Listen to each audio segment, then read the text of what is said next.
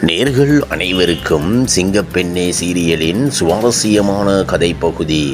அடுத்த கட்டத்தை நோக்கிச் செல்லும் சிங்கப்பெண்ணே சீரியல்.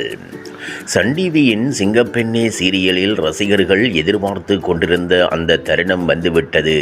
காந்தி மற்றும் அன்பு ஒருவரை ஒருவர் புரிந்து கொண்டு அவர்களுடைய காதல் ஜெயிக்க வேண்டும் என அந்த சீரியல் பார்க்கும் ஒவ்வொருவரும் எதிர்பார்த்து கொண்டிருந்தார்கள். நந்தா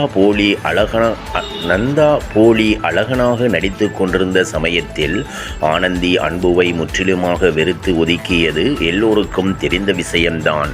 இதனாலேயே சீரியல் ரசிகர்கள் கதையின் கதாநாயகியான ஆனந்தியை திட்டி தீர்த்து கொண்டிருந்தார்கள். அது மட்டுமில்லாமல் ஆனந்தியின் பிறந்த நாள் கொண்டாட்டத்தில் மகேஷ் உள்ளே புகுந்ததும் இனி இந்த சீரியலை பார்க்க வேண்டாம் என விமர்சனங்கள் கூட எழுந்தது.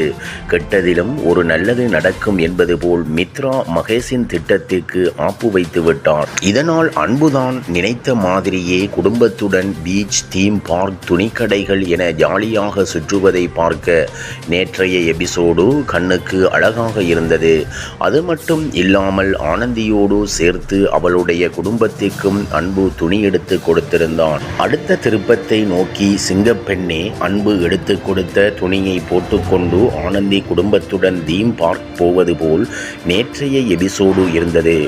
அன்புவிடம் கடுமையாக நடந்து கொண்டதற்கு ஆனந்தி அவனிடம் மன்னிப்பு கேட்டாள்.